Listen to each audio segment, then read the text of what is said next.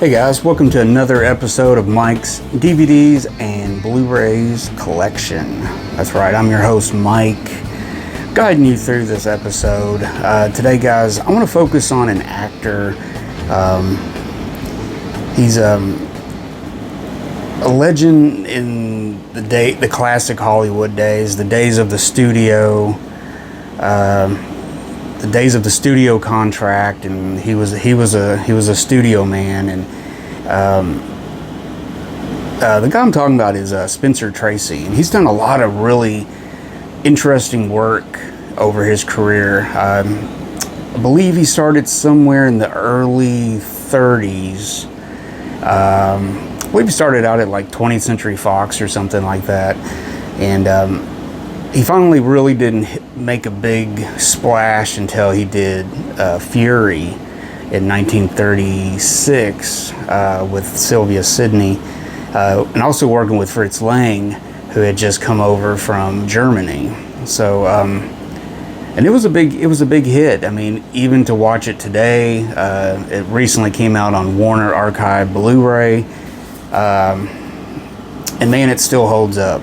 It still holds up. It's sharp. The presentation on the disc is really good. Looks great. The movie is just excellent. Really, a movie like this needs this kind of treatment. So, anyways, so check that out, Fury. But yeah, that was he really got popular. He's done some other really good stuff too. But I always like to think about Fury is where I start thinking about Spencer Tracy's career, kind of like, I guess, what I've seen. But I know another one that really got my attention of him back when I first started becoming a classic movie enthusiast. I saw a movie, I think it's Captain's Courageous, 1937. It's a big MGM, glossy adventure movie. I know it was Spencer Tracy and a child actor named Freddie Bartholomew or something like that. So anyways, but yeah, I saw that movie back then. I was a young teen, I was really just eating up all kinds of any classic stuff I could watch. I was just devouring information and books, and but yeah, I saw that and it was like really good. It really stood out. And of course, from there on, he really hit a big peak in the 40s. He started pairing up with Katharine Hepburn, which I'll go into more with her as we move along here. I don't want to say too much. I'm just trying to give you a brief overview of Spencer Tracy and everything. But yeah, he was riding high, MGM, and he started doing his own thing and stuff. I mean, all the way up to the end of his career. I mean, he made some of his most well-known movies towards the end of his career. A lot of the ones they talk about nowadays. So yeah, he really hits the stride in the 40s and 50s, doing a lot of really cool stuff. And I guess I'll bring that up with the first movie I want to show. Now, I watched all these recently. Actually, I watched all three in one night. I didn't plan it that way, but I watched one and I was just like, yeah. And then the other one kind of got me going again. I was like, had a second wind in me and everything. So then hey, I got one more I can watch. So I watched three Spencer Tracy movies in one night. It wasn't that, one of them is kind of short, so it kind of equaled out. But anyways, put this on. This is a movie from 1955. It's directed by John Sturges. It was made for MGM, 1955. It was a big CinemaScope production. And Spencer Tracy, at this point in his career, he had been around for over 20 years, probably 25 years easily, and stuff. And it was starting to show. He was starting to age a little bit. You could tell. He wasn't exactly that old yet, but he was starting to look a little old. So anyways, 1955, it does a movie called Bad Day at Black Rock. And man, this movie is just, it's such a great repeat watcher, and at first glance, when you first watch it, you might think, I don't know if that would be I don't know if I would watch that again. Yeah, maybe I'll watch it again. But then you watch it again, and it's the same thing, man. It's like, it's just so good. And this is a really cool, well, it's a really nice Blu-ray disc. But I first saw this on Criterion Collection Laserdisc edition of it, which had a really cool audio commentary by the director John Sturges. I guess he did it in the late 80s or mid 80s before he passed away. But yeah, it's a great audio commentary. He talks about the movie, he talks about some other stuff.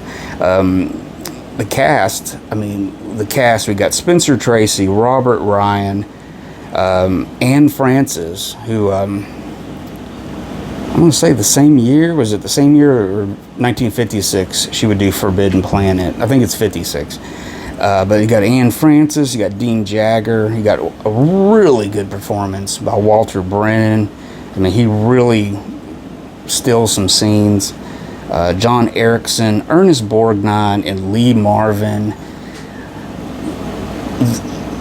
Even though they weren't big stars yet, they were there. They were just about there. But I had seen them in a bunch of westerns, at least three or four westerns where they're paired up and they're on the same bad gang and stuff.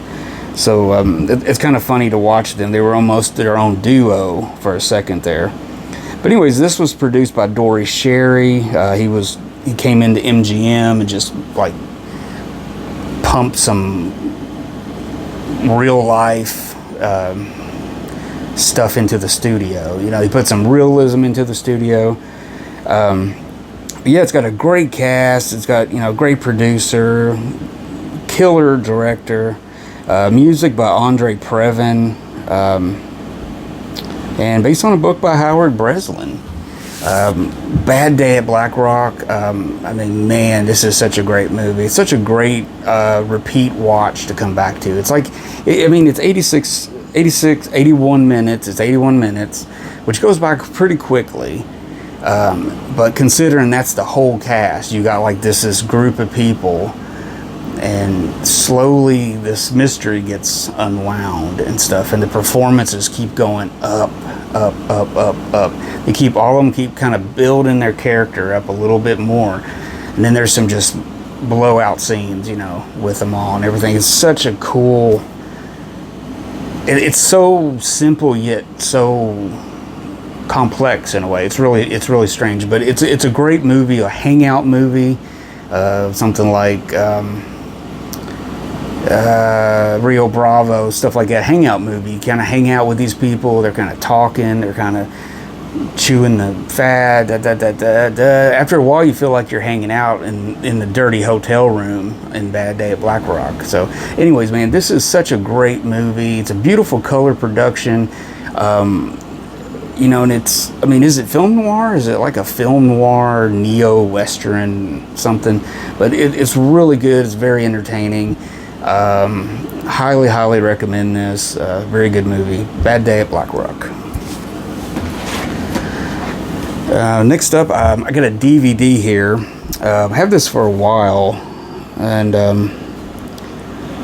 it's one of those, MGM, Warner Brother movies that, when I first got into movies, like there was a channel called TNT, which was Turner Network Television, when Ted Turner first got in there, and of course he owned all the MGMs and all the Warner Brothers and RKO. He owned all this stuff. He had all these movies, and he started putting them out on TNT, which was basically an old movie channel, basically. And it started getting into cartoons and sporting events and original programming, and then eventually it wasn't so much classic, but it kind of switched to TCM after that, which is another Turner entity in the beginning.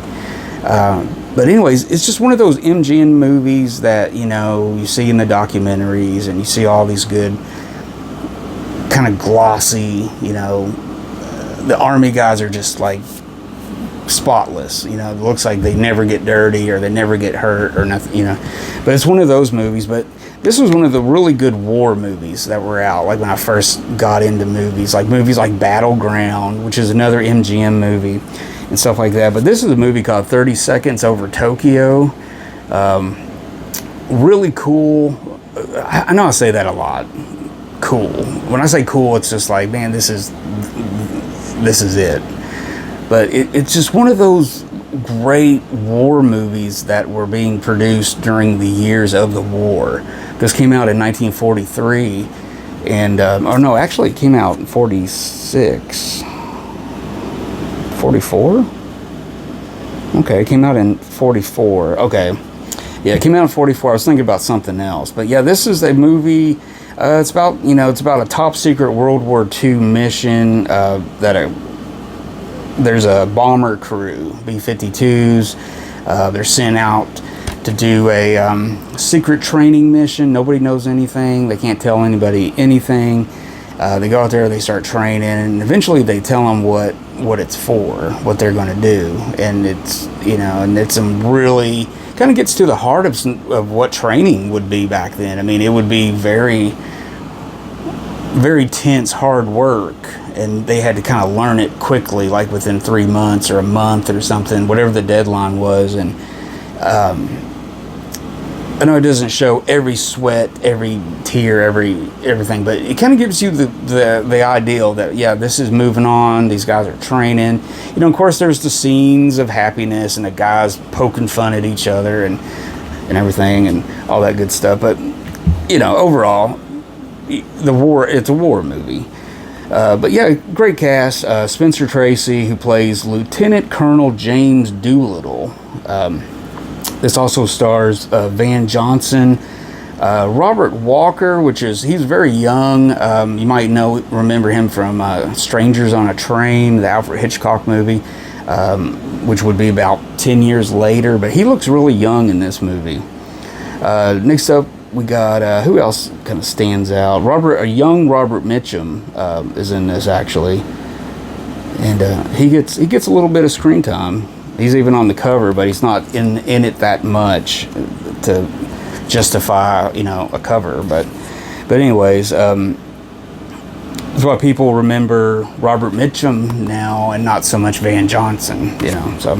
But anyways, it's a good movie talking about the, the first big attack by the U.S. after Pearl Harbor, which this has kind of really got America into the war with, on the Pacific side of things and everything. And this is when, this would all start and everything.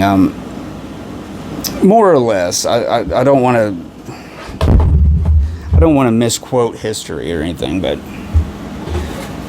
yeah, around that time. But anyways, I've gabbed so much about this. But anyway, 30 Seconds Over Tokyo, really good to get. I mean, there's some other movies like Air Force.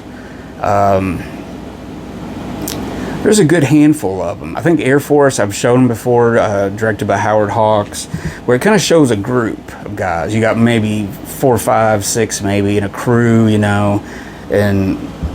kind of similar situations with a lot of these. But yeah, there's some really good wartime movies. Check those out. Primetime years, probably 42 to 48 maybe, and then afterwards you have the post World War II stories and stuff and everything. But anyways, 30 Seconds Over Tokyo, it's a solid war picture. It's awesome. It's got some good, it's got a is it on this one? I was thinking this one had a special documentary, but it's just some shorts. But anyways, there you go. 30 Seconds Over Tokyo. And finally, guys, this is another Warner Archive release. This is a movie. Again, I remember seeing it on TV way back in the day, and it's at the early Technicolor. This movie is filmed in Technicolor, and MGM had a very particular looking Technicolor they used something called Metro Color, but I always thought there was a lot of green in their Metro Color and stuff, but I just remember watching all these big color productions, and it really, when you first see that, it looks so different than regular color that we see on TV and movies now. And I guess as a young person seeing that for the first time, it was just really captivating. It was just really interesting, you know, to watch that. And then, you know, later on as I got older, I learned about the different studios. They all had their own color process, just like their widescreen processes and every little thing to market stuff. But they were all a little different, a little similar, all similar, but a little different. But anyways, this is one of the movies that, you know, TNT showed all the time. This is a movie called Northwest Passage, and under it was like book 1, Rogers Rangers. So I don't know if there was going to be a book 2 or not, but this was made in 1940. Yeah, 1940 for MGM, and it's a Technicolor, so it's an early, before they developed their own Metro color. That has to be it. But this is directed by King Vidor. He was a legend at MGM. He basically was one of the founding directors, basically. This also stars Robert Young. It's got Walter Brennan in this one too, which this was 15 years earlier from Bad Day at Black Rock, so he's a lot younger, and he really did age also in those few years a lot. So it's got Ruth Hussey and Nat Pendleton rounds out the original poster there. But yeah, Northwest Passage, the Motion Picture Guide, one of the great action adventure films of all time. Yeah, what can I say? I mean, it's basically, you know, it takes place during when is like during the Indian Wars and stuff, maybe around early 1800s, somewhere in there. It's way before the Civil War. They were still exploring and stuff, and there's this group of people called Rogers Rangers, which they were just kind of like an early form of like an army unit, like a you know, not an infantry unit, but something like kind of almost can go in and pretty much do a lot of stuff, you know, specialty group. So they're escorting these people through this rough Indian country. It's basically just overgrown, you know, land. You know, it's just nothing but land and Indians and whatnot. So anyways, they're escorting them out, and of course there's all these, you know, great scenes of, you know, somebody saving somebody at the last minute, or, you know, somebody falls in the water and rushes away, and, you know, the action-packed scenes back then. But yeah, you know, like it says here, Spencer Tracy, his portrayal is brilliantly captured the American pioneering spirit, but he had to muster up his own to carry it off. But anyways, this, you know, to kind of sum this up, you know, this was a year after Gone with the Wind, which was a big Technicolor spectacular, and it was lavish and everything. And this is kind of a lavish adventure also. It's clocking in at about 2 hours and 8 minutes. But yeah, it's a big rousing color adventure and stuff like that. So people were wanting those big opulent kind of productions back then with, you know, color and many actors and you know, based on a book, and that's kind of what the flavor of the day was, and that's what people wanted. But yeah, it's really good. It's a great an example of kind of an action adventure movie around this time. You know, we're talking about 1940. You know, there's been some really great adventure movies made. The year before, Gunga Din came out. That's a great adventure movie. I love that movie. But yeah, there's a whole series of this, and it made me kind of sit down and think, you know, like in that genre, it's like, what's some of the examples? You know, like how many movies have I seen or would want to see and stuff like that. So it kind of got me thinking about stuff. So, you know, it turned into a day of research, and it was pretty fascinating. But anyways, Northwest Passage, really good. I'd say pick it up. It's only on DVD as far as I know, and it looks pretty good. It needs to be cleaned up. It needs to be sharpened up for sure, but passable, sounds good. So there you go. So there you go, guys. I hope you all enjoyed this episode. Just 3 from Spencer Tracy. I thought there's some movies I had for quite a while actually, sitting there kind of in my to watch piles and stuff, and I guess I was never in a mood for Spencer Tracy, and then one night it just like boom, and you have to kind of spend time with different actors sometimes, because you almost forget that, yeah, man, there's a lot of good actors out there and stuff. So, but it was really good. It was really cool watching these movies. Out of them all, hands down, Bad Day at Black Rock. If you haven't seen it, just go ahead and buy it. Just buy it. Or you have to see it. I love that movie so much. Bad Day at Black Rock, one of Spencer Tracy's best. I don't know, is it my favorite Spencer Tracy? I don't know. I'd have to think about that for a second. But anyways, guys, thanks for watching this. Thanks for hanging out for a few minutes. Don't forget to subscribe to my channel if you haven't already. Make sure you give me a thumbs up if you enjoyed this episode. And also, don't forget to comment. Let me know what you think.